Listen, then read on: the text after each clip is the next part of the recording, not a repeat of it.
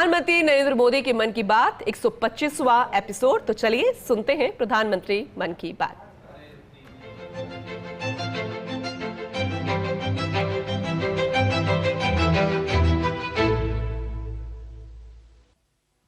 मेरे प्यारे देशवासियों, नमस्कार। मानसून के इस मौसम में प्राकृतिक आपदाएं देश की कसौटी कर रही हैं। पिछले कुछ हफ्तों में हमने बाढ़ और भूस्खलन का बड़ा कहर देखा है। कहीं घर उजड़ गए, कहीं खेत डूब गए, परिवार के परिवार उजड़ गए। पानी के तेज बहाव में कहीं पुल बह गए, सड़कें बह गई, लोगों का जीवन संकट में फंस गया। इन घटनाओं ने हर हिंदुस्तानी को दुखी किया है। जिन परिवारों ने अपने प्रियजन खोए, उनका दर्द हम सबका दर्द है। जहां भी संकट आया, वहां के लोगों को बचाने के लिए हमारे एनडीआरएफ, एसडीआरएफ के जवान, अन्य सुरक्षा बल, हर कोई दिन रात जुटे रहे। जवानों ने तकनीक का सहारा भी लिया है। थर्मल कैमरे, लाइव डिटेक्टर, स्नीफर डॉग्स और ड्रोन सर्विलेंस ऐसे अनेक आधुनिक संसाधनों के सहारे राहत कार्य में तेजी लाने की भरपूर कोशिश की गई। इस दौरान हेलीकॉप्टर से राहत सामग्री पहुंचाई गई, घायलों को एयरलिफ्ट किया गया। आपदा की घड़ी में सेना मददगार बनकर सामने आई। स्थानीय लोग, सामाजिक कार्यकर्ता, डॉक्टर, प्रशासन, संकट की इस घड़ी में सभी ने हर संभव प्रयास किया। मैं ऐसे हर नागरिक को हृदय से धन्यवाद देता हूं, जिन्होंने इस कठिन समय में मानवीयता को सबसे ऊपर रखा हुआ है। मेरे प्यारे देशवासियों, बाढ़ और बारिश की इस तबाही के बीच जम्मू कश्मीर ने दो बहुत खास उपलब्धियां भी हासिल की हैं। इन पर ज्यादा लोगों का ध्यान नहीं गया, लेकिन जब आप उन उपलब्धियों के बारे में जानेंगे तो आपको बहुत खुशी होगी। जम्मू कश्मीर के पुलवामा के एक स्टेडियम में रिकॉर्ड संख्या में लोग इकट्ठा हुए। यहां पुलवामा का पहला डे नाइट क्रिकेट मैच खेला गया। पहले ये होना असंभव था, लेकिन अब मेरा देश बदल रहा है। ये मैच रॉयल प्रीमियर लीग का हिस्सा है, जिसमें जम्मू कश्मीर की अलग अलग टीमें खेल रही हैं। इतने सारे लोग, खासकर युवा, पुलवामा में रात के समय हजारों की तादाद में क्रिकेट का आनंद लेते हुए, ये नजारा वाकई देखने लायक था। साथियों, दूसरा आयोजन जिसने ध्यान खींचा वो है देश में हुआ पहला खेलो इंडिया वाटर स्पोर्ट्स फेस्टिवल, और वो भी श्रीनगर की डल झील पर हुआ। सचमुच ऐसा उत्सव आयोजित करने के लिए ये कितनी खास जगह है। इसका उद्देश्य है जम्मू कश्मीर में वाटर स्पोर्ट्स को और लोकप्रिय बनाना। इसमें पूरे भारत से 800 से अधिक एथलीट्स ने हिस्सा लिया। महिला एथलीट्स भी पीछे नहीं रही, उनकी भागीदारी भी लगभग पुरुषों के बराबर थी। मैं उन सभी खिलाड़ियों को बधाई देना चाहता हूं जिन्होंने इसमें भाग लिया। विशेष बधाई मध्य प्रदेश को, जिसने सबसे ज्यादा मेडल जीते। उसके बाद हरियाणा और उड़ीसा का स्थान रहा। जम्मू कश्मीर की सरकार और वहां की जनता की आत्मीयता और मेहमान नवाजी की मैं भूरी भूरी प्रशंसा करता हूं। साथियों, इस आयोजन से जुड़े अनुभव को आप तक पहुंचाने के लिए मैंने सोचा है कि ऐसे दो खिलाड़ियों से भी बात करूं जिन्होंने इसमें हिस्सा लिया। उनमें से एक है ओडिशा की रश्मिता साहू और दूसरे हैं श्रीनगर के मोहसिन अली। आइए सुनते हैं वो क्या कहते हैं। रश्मिता जी, नमस्ते। नमस्ते सर। जय जगन्नाथ। जय जगन्नाथ सर। रश्मिता जी, सबसे पहले तो आपको खेल जगत में सफलता के लिए बहुत बहुत बधाई। Thank you sir. रश्मिता, हमारे श्रोता आपके बारे में और आपकी खेल यात्रा के बारे में जानने के लिए बहुत उत्सुक है। मैं भी बहुत उत्सुक हूँ, बताइए। सर मैं रश्मिता साहू हूँ, उड़ीसा से। और मैं कैनोइंग प्लेयर हूँ। मैं 2017 से कोर्स ज्वाइन किया था, कैनोइंग शुरू किया था। और मैं नेशनल लेवल में नेशनल चैंपियनशिप और नेशनल गेम्स में पार्टिसिपेट किया हूँ। मेरा 41 मेडल्स है, 13 गोल्ड, 14 सिल्वर और 14 ब्रॉन्ज मेडल सर। इस खेल की रुचि कैसे बनी? सबसे पहले किसने आपको इस तरफ प्रेरित किया? आपके परिवार में खेल का वातावरण है क्या? नहीं सर, मैं जिस गांव से आती हूँ उसमें खेल का कोई ये नहीं था। तो इधर नदी में बोटिंग हो रहा था, तो ऐसे स्विमिंग के लिए गया था। तो ऐसे मैं और मेरा दोस्त लोग ऐसे स्विमिंग कर रहा था, तो एक बोट गया है कैनोइंग काइकिंग का। तो मेरे को उसके बारे में कुछ पता नहीं था। तो मैंने मेरा दोस्त को पूछा ये क्या है। तो दोस्त ने बताया कि उधर जगतपुर में साई स्पोर्ट्स सेंटर है, उसमें खेल का होता है, उसमें मैं भी जाने वाली हूँ। मेरे को बहुत इंटरेस्टिंग लगा। तो ये क्या है, मुझे पता भी नहीं था। ये तो पानी में बच्चे लोग कैसे करते हैं, बोटिंग करते हैं। मैं उसको बोला कि मुझे भी जाना है, कैसे कैसे जाना है मुझे भी बताओ। तो उधर जाके बात करो बोला है। फिर मैं तुरंत घर में जाके पापा मेरे को जाना है, पापा मेरे को जाना है। फिर पापा लोग ठीक है लेके आया। उस टाइम ट्रायल तो नहीं था। फिर कोच लोग ने बोला कि ट्रायल फरवरी में होता है, फरवरी मार्च में, आप उस टाइम ट्रायल के टाइम में आ जाओ। फिर मैं ट्रायल के टाइम में आया। अच्छा रश्मिता, कश्मीर में हुए खेलो इंडिया वाटर स्पोर्ट्स फेस्टिवल में आपका स्वयं का अनुभव कैसा रहा? पहली बार कश्मीर गई थी? हाँ सर, मैं पहली बार कश्मीर गई थी। हम लोग को उधर खेलो इंडिया, फर्स्ट खेलो इंडिया वाटर स्पोर्ट्स फेस्टिवल आयोजित किया गया था। उसमें मेरा 2 इवेंट था, सिंगल 200 मीटर और 500 मीटर डबल में। और मैं दोनों में गोल्ड मेडल हासिल किया हूँ सर। अरे वाह, दोनों में लाई हो। Yes sir. बहुत बहुत बधाई। Thank you sir. अच्छा रश्मिता, वाटर स्पोर्ट्स के अलावा आपकी क्या हॉबीज हैं? सर वाटर स्पोर्ट्स के अलावा सर मेरे को स्पोर्ट्स में मेरे को रनिंग बहुत अच्छा लगता है। जब भी मैं छुट्टी में जाती हूँ तब मैं रनिंग के लिए जाती हूँ। मेरा जो पुराना फील्ड है उधर मैं पहले थोड़ा सा फुटबॉल खेलना सीखी थी, तो उधर जब भी जाती थी मैं बहुत रनिंग करती हूँ और मैं फुटबॉल भी खेलती हूँ सर, थोड़ा बहुत। मतलब खेल आपके रगों में है।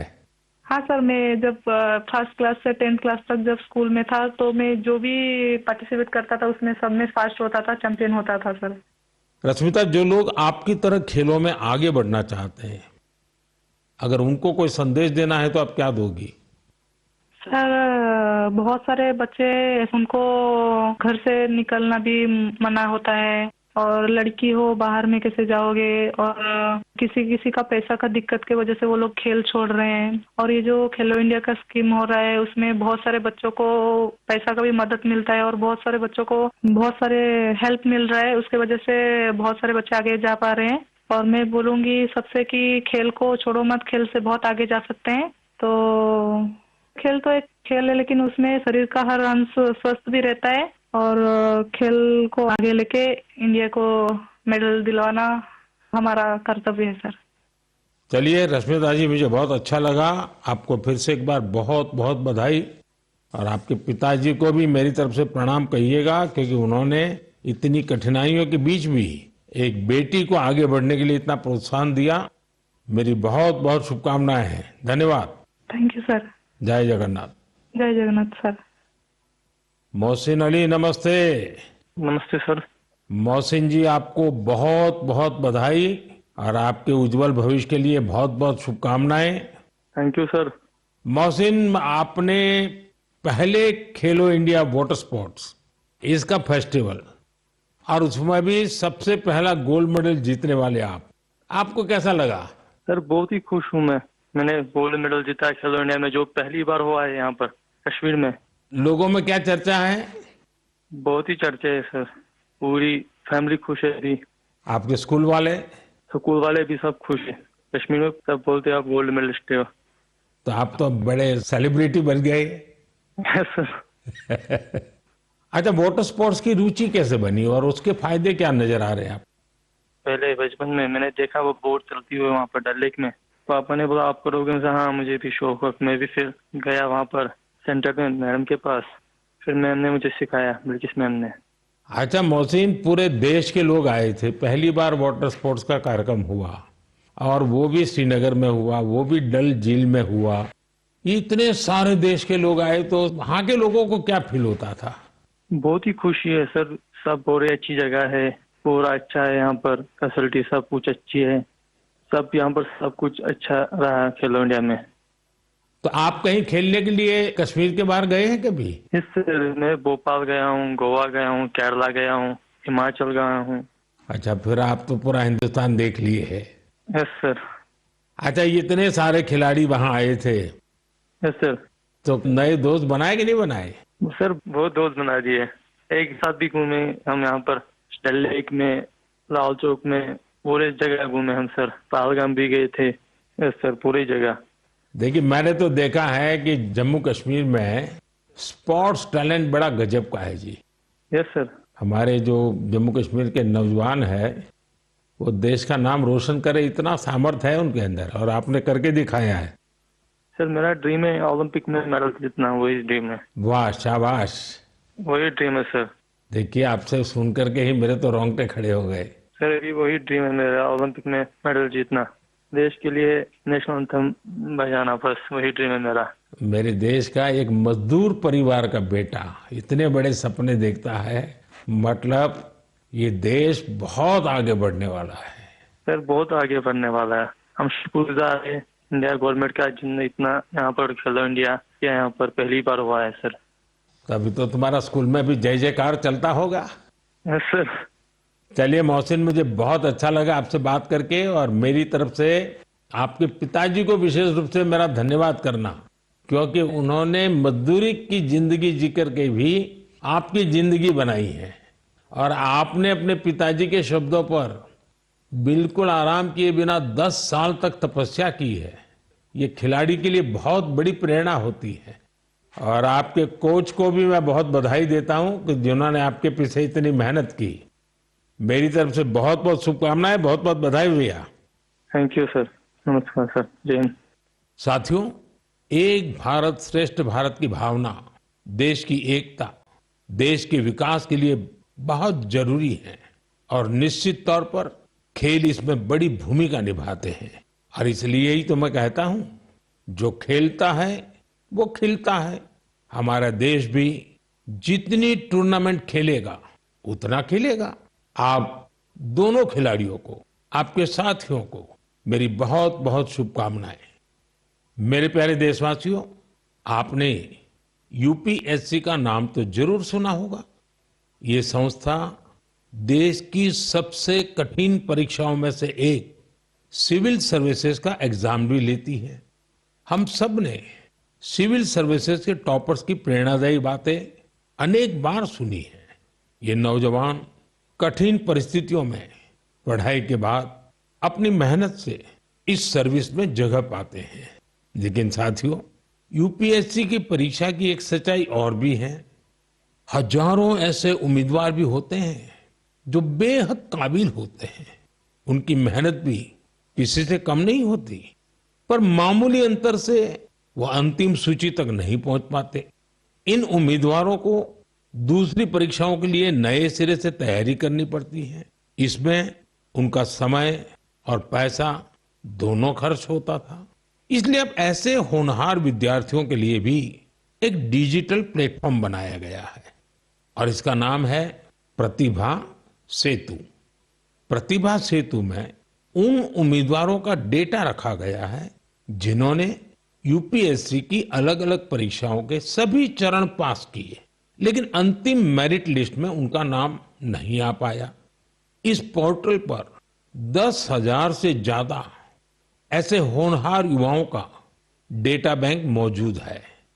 कोई सिविल सर्विस की तैयारी कर रहा था, कोई इंजीनियरिंग सर्विस में जाना चाहता था, कोई मेडिकल सर्विसेज के हर पड़ाव को पार कर चुका था, लेकिन फाइनल में उसका सिलेक्शन नहीं हुआ। ऐसे सभी उम्मीदवारों की जानकारी अब प्रतिभा सेतु पोर्टल पर उपलब्ध कराई जा रही है। इस पोर्टल से प्राइवेट कंपनियां इन होनहार स्टूडेंट्स की जानकारी लेकर उन्हें अपने यहां नियुक्ति दे सकती है। साथियों, इस प्रयास के नतीजे भी आने लगे हैं। सैकड़ों उम्मीदवारों को इस पोर्टल की मदद से तुरंत नौकरी मिली है और वो युवा जो मामूली अंतर से रुक गए थे, अब नए आत्मविश्वास के साथ आगे बढ़ रहे हैं। मेरे प्यारे देशवासियों, आज पूरी दुनिया का ध्यान भारत की तरफ है। भारत में छिपी संभावनाओं पर दुनिया भर की नजर है। इसी से जुड़ा एक सुखद अनुभव मैं आपसे साझा करना चाहता हूं। आपको पता है कि आजकल पॉडकास्ट का बहुत फैशन है। विभिन्न विषयों से जुड़े पॉडकास्ट को भांति भांति के लोग देखते और सुनते हैं। बीते दिनों मैं भी कुछ पॉडकास्ट में शामिल हुआ था। ऐसा ही एक पॉडकास्ट दुनिया के बहुत फेमस पॉडकास्टर लैक्स फ्रीडमैन के साथ हुआ था। उस पॉडकास्ट में बहुत सारी बातें हुई और दुनिया भर के लोगों ने उसे सुना भी। और जब पॉडकास्ट पर बात हो रही तो बातों बातों में ऐसे ही मैंने एक विषय उठाया था। जर्मनी के एक खिलाड़ी ने उस पॉडकास्ट को सुना और उसका ध्यान मैंने उसमें जो बात बताई थी उस पर केंद्रित हो गया। उन्होंने उस टॉपिक से इतना कनेक्ट किया कि पहले उन्होंने उस टॉपिक पर रिसर्च की और फिर जर्मनी में भारतीय दूतावास से संपर्क किया और उन्होंने चिट्ठी लिखकर बताया कि वो उस विषय को लेकर भारत से जुड़ना चाहते हैं। आप सोच रहे होंगे कि मोदी जी ने पॉडकास्ट में ऐसा कैसा विषय कह दिया जो जर्मनी के खिलाड़ी को प्रेरित कर गया। ये कौन सा विषय था? मैं आपको याद कराता हूं। मैंने पॉडकास्ट में बातों बातों में मध्य प्रदेश के शहडोल के फुटबॉल के क्रेज से जुड़ा एक गांव का वर्णन किया था। दरअसल 2 साल पहले मैं शहडोल गया था। वहां के फुटबॉल प्लेयर से मिला था। पॉडकास्ट के दौरान एक सवाल के उत्तर में मैंने शहडोल के फुटबॉल खिलाड़ियों का भी जिक्र किया था। यही बात जर्मनी के फुटबॉल खिलाड़ी और कोच डिटमार बायर्सडॉर्फर ने भी सुनी। शहडोल के युवा फुटबॉल खिलाड़ियों की लाइफ जर्नी ने उन्हें बहुत प्रभावित और प्रेरित किया। सही में किसी ने कल्पना भी नहीं की थी कि वहां के प्रतिभाशाली फुटबॉल खिलाड़ी दूसरे देशों का ध्यान अपनी ओर आकर्षित करेंगे। अब जर्मनी के इस कोच ने शहडोल के कुछ खिलाड़ियों को जर्मनी की एक एकेडमी में ट्रेनिंग देने की पेशकश की है। इसके बाद मध्य प्रदेश की सरकार ने भी उनसे संपर्क किया है। जल्द ही शहडोल के हमारे कुछ युवा साथी ट्रेनिंग कोर्स के लिए जर्मनी जाएंगे। मुझे यह देखकर भी बहुत आनंद आता है कि भारत में फुटबॉल की लोकप्रियता निरंतर बढ़ रही है। मैं फुटबॉल प्रेमियों से आग्रह करता हूं कि जब समय मिले वे शहडोल जरूर जाएं और वहां हो रहे स्पोर्टिंग रिवॉल्यूशन को करीब से देखें। मेरे प्यारे देशवासियों, सूरत में रहने वाले जितेंद्र सिंह राठौड़ के बारे में जानकर आपको बहुत सुखद एहसास होगा। मन गर्व से भर जाएगा। जितेंद्र सिंह राठौड़ एक सिक्योरिटी गार्ड है और उन्होंने एक ऐसी अद्भुत पहल की है जो हर देशभक्त के लिए बहुत बड़ी प्रेरणा है। पिछले कुछ वर्षों से वो उन सभी जवानों के बारे में जानकारियां जुटा रहे हैं जिन्होंने भारत माता की रक्षा में अपने प्राण न्योछावर किए हैं। आज उनके पास प्रथम विश्व युद्ध से लेकर अब तक शहीद हुए हजारों वीर जवानों के बारे में जानकारियां मौजूद है। उनके पास शहीदों की हजारों तस्वीरें भी हैं। एक बार एक शहीद के पिता की कही गई बातें उनके हृदय को छू गई। शहीद के पिता ने कहा था, बेटा गया तो क्या हुआ, वतन तो सलामत है ना। इस एक बात ने जितेंद्र सिंह जी के मन में देशभक्ति का एक अद्भुत जुनून भर दिया। आज वो कई शहीदों के परिवारों के संपर्क में है। उन्होंने करीब 2500 शहीदों के माता पिता के चरणों की मिट्टी भी अपने पास लाकर रखी है। ये सशस्त्र बलों के प्रति उनके गहरे प्रेम और जुड़ाव का जीवंत उदाहरण है। जितेंद्र जी का जीवन हमें देशभक्ति की वास्तविक सीख देता है। मेरे प्यारे देशवासियों, आजकल आपने देखा होगा अक्सर घर की छतों पर, बड़ी इमारतों पर, सरकारी दफ्तरों में सोलर पैनल चमकते हुए दिखाई देते हैं। लोग अब इसके महत्व को समझ रहे हैं और खुले मन से अपना रहे हैं। हमारे देश पर सूर्यदेव की इतनी कृपा है तो क्यों न उनकी दी हुई उस ऊर्जा का पूरा उपयोग करें। साथियों, सोलर पावर से किसानों की जिंदगी भी बदल रही है। वही खेत, वही मेहनत, वही किसान, लेकिन अब मेहनत का फल कहीं ज्यादा है। ये बदलाव आ रहा है सोलर पंप से और सोलर राइस मिल से। आज देश के कई राज्यों में सैकड़ों सोलर राइस मिल लग चुकी है। इन सोलर राइस मिलों ने किसानों की आय के साथ ही उनके चेहरे की रौनक भी बढ़ा दी है। साथियों, बिहार की देवकी जी ने सोलर पंप से गांव की किस्मत बदल दी है। मुजफ्फरपुर के रतनपुरा गांव के रहने वाली देवकी जी को लोग अब प्यार से सोलर दीदी कहते हैं। देवकी जी, उनका जीवन आसान नहीं था। कम उम्र में शादी हो गई, छोटा सा खेत, 4 बच्चों की जिम्मेदारी और भविष्य की कोई साफ तस्वीर नहीं। लेकिन उनका हौसला कभी टूटा नहीं। वो एक सेल्फ हेल्प ग्रुप से जुड़ी और वहीं उन्हें सोलर पंप के बारे में जानकारी मिली। उन्होंने सोलर पंप के लिए प्रयास शुरू किए और उसमें सफल भी रही। सोलर दीदी के सोलर पंप ने इसके बाद जैसे गांव की तस्वीर ही बदल दी। जहां पहले कुछ एकड़ में जमीन की सिंचाई हो पाती थी, अब सोलर दीदी के सोलर पंप से 40 एकड़ से ज्यादा क्षेत्र में पानी पहुंच रहा है। सोलर दीदी के इस अभियान में गांव के दूसरे किसान भी जुड़ गए हैं। उनकी फसलें हरी भरी होने लगी हैं, आमदनी बढ़ने लगी। साथियों, पहले देवकी जी की जिंदगी 4 दीवारी के भीतर सिमटी हुई थी, लेकिन आज वो पूरे आत्मविश्वास से अपना काम कर रही है। सोलर दीदी बनकर पैसे कमा रही है और सबसे दिलचस्प बात की, वो क्षेत्र के किसानों से यूपीआई के जरिए पेमेंट लेती है। अब पूरे गांव में उन्हें बहुत सम्मान से देखा जाता है।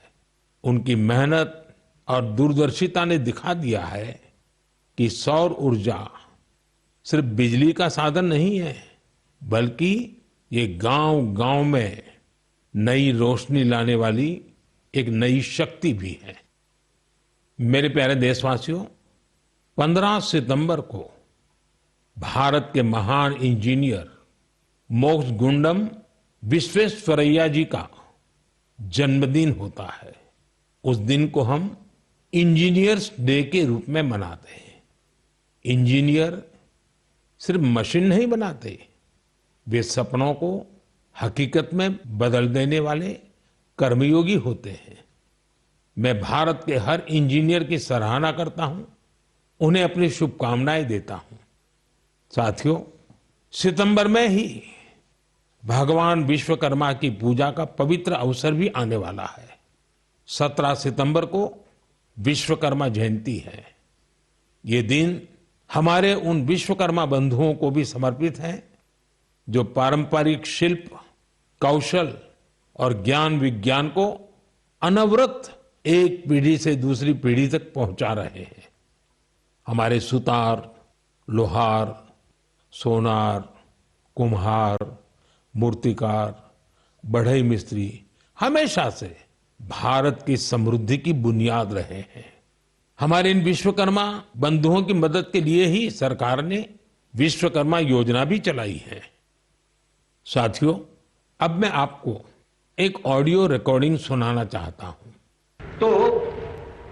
ये जो मानपत्र में आपने लिखा है, ये स्टेटों के बारे में मैंने जो कुछ किया या हैदराबाद के बारे में हमारी गवर्नमेंट ने जो कुछ किया, ठीक है किया, लेकिन आप जानते हैं कि हैदराबाद का किस्सा इस तरह से हमने किया, उसमें कितनी मुसीबत थी। सब स्टेटों के साथ, सब प्रिंसेस के साथ हमने वायदा दिया था कि भाई कोई प्रिंस का, कोई राजा का हम अलग फैसला नहीं करेंगे, सबका एक ही साथ, जैसे सबका होता है ऐसा उनका भी। लेकिन उनके लिए हमने वहां तक अलग समझौता किया। साथियों, ये आवाज लौह पुरुष सरदार वल्लभ भाई पटेल की है। हैदराबाद की घटनाओं पर उनके स्वर में जो पीड़ा है, उसे आप महसूस कर सकते हैं। अगले महीने सितंबर में हम हैदराबाद लिबरेशन डे भी मनाएंगे। ये वही महीना है जब हम उन सभी वीरों के साहस को याद करते हैं जिन्होंने ऑपरेशन पोलो में हिस्सा लिया था। आप सबको मालूम है कि जब अगस्त 1947 में भारत को आजादी मिली तो हैदराबाद अलग ही स्थिति में था। निजाम और रजाकारों के अत्याचार दिन ब दिन बढ़ते जा रहे थे। तिरंगा फहराने या वंदे मातरम कहने पर भी मौत के घाट उतार दिया जाता था। महिलाओं और गरीबों पर अत्याचार किए जाते थे। उस समय बाबा साहब आम्बेडकर ने भी चेतावनी दी थी कि ये समस्या बहुत बड़ी बनती जा रही है। आखिरकार सरदार पटेल ने मामले को अपने हाथ में लिया। उन्होंने सरकार को ऑपरेशन पोलो शुरू करने के लिए तैयार किया। रिकॉर्ड समय में हमारी सेनाओं ने हैदराबाद को निजाम की तानाशाही से आजाद कराया और उसे भारत का हिस्सा बनाया। पूरे देश ने इस सफलता का उत्सव मनाया। मेरे प्यारे देशवासियों, आप दुनिया के किसी भी कोने में चले जाएं, वहां आपको भारतीय संस्कृति का प्रभाव देखने को जरूर मिलेगा। और ये प्रभाव केवल दुनिया के बड़े शहरों तक सीमित नहीं है, बल्कि इसे छोटे छोटे शहरों में भी देखा जा सकता है। इटली के एक छोटे से शहर कैंप रोतोंडो में ऐसा ही देखने को मिला है। यहाँ महर्षि वाल्मीकि जी की प्रतिमा का अनावरण किया गया। इस कार्यक्रम में वहां के स्थानीय मेयर सहित क्षेत्र के अनेक अहम व्यक्ति भी शामिल हुए। कैंप रोतोंडो में रहने वाले भारतीय मूल के लोग महर्षि वाल्मीकि जी की प्रतिमा लगने से बहुत खुश हैं। महर्षि वाल्मीकि के संदेश हम सभी को बहुत प्रेरित करते हैं। साथियों, इस महीने की शुरुआत में कनाडा के मिसिसागा में प्रभु श्री राम की 51 फीट ऊंची प्रतिमा का भी अनावरण किया गया है।